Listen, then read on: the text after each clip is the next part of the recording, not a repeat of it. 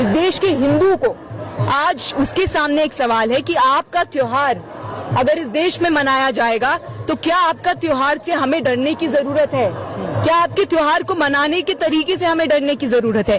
क्या आपका त्योहार में जो लोग पार्टिसिपेट करेंगे वो इस तरह से आतंकवाद को फैलाएंगे इस देश के अंदर? ये सवाल है।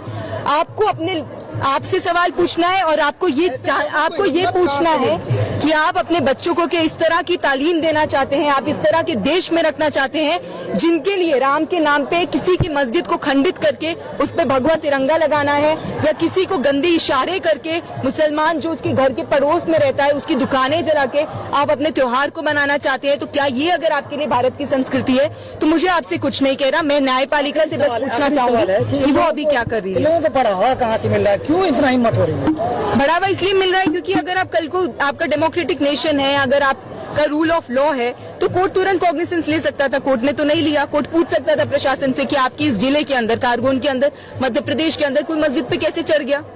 उस पूरे एरिया के अंदर इतना टेरर कहां से हो गया? रामनवमी की जो जुलूस है, पहले भी मार्च निकलती थी, लेकिन ये क्या है कि इतने प्लान तरीके से देश के 5 जगहों के अंदर, 5 स्टेट के अंदर वहां पर ये डिक्लेयर कर दिया गया है कि अब तो पूरा प्रशासन चुपचाप बैठा रहेगा।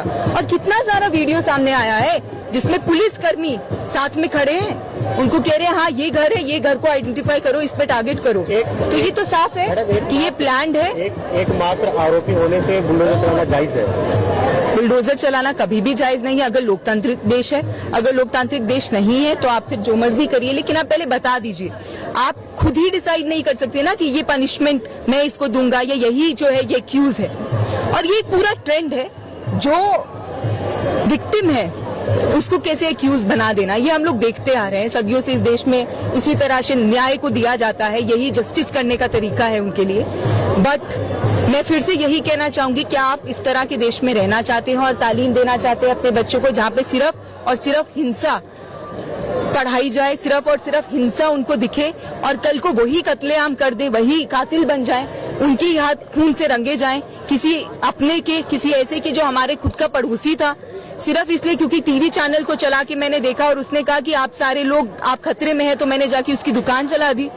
और ये अगर कोई कर रहा है तो इसमें कानून प्रशासन जो है हमारा, उसने उसके ऊपर एफआईआर करने की बजाय उसने एफआईआर उसके ऊपर की जिसकी दुकान जली, जिसका लाइवलीहुड छीना गया। मूवी आने के बाद जो है काफी ज्यादा देखा गया कि माहौल कहीं न कहीं खराब हुआ है। कश्मीर फाइल्स मूवी जो है, आप किसी एक कम्युनिटी की पीड़ को, पेन को यूज करके अगर आप एक दहशत का माहौल बनाना चाह रहे हैं देश में, तो आपकी मौजूदा हुकूमत है, मौजूदा सरकारें हैं, आरएसएस है, जो उसको बार बार ये चीज, मीडिया है जो बार बार इस चीज को दिखा रहा है, जो आपका पूरा मेन स्ट्रीम मीडिया जो रोज न्यूज चैनल्स में बोलता रहता है कि हिंदू खतरे में है। आप किसी हिंदू से पूछिए तो वो खतरे में नहीं है। वो खतरे में किस चीज से है? कि उसके पास रोजगार नहीं है, उसके पास नौकरी नहीं है, उसके पास पढ़ने के लिए पैसा नहीं है कि यूनिवर्सिटी में जाके पढ़े। ये चीज है। हेल्थ केयर आप देखिए, अभी जो पूरी परिस्थिति हमने कोविड के समय में देखी, आज हेल्थ केयर वर्कर्स को भारी छटनी हो रहा है, इसमें कोई बात नहीं कर रहा। जो छटनी, जिसका छटनी हो रहा है, अब वो जो बेरोजगार हो गया है वो कहाँ जाएगा?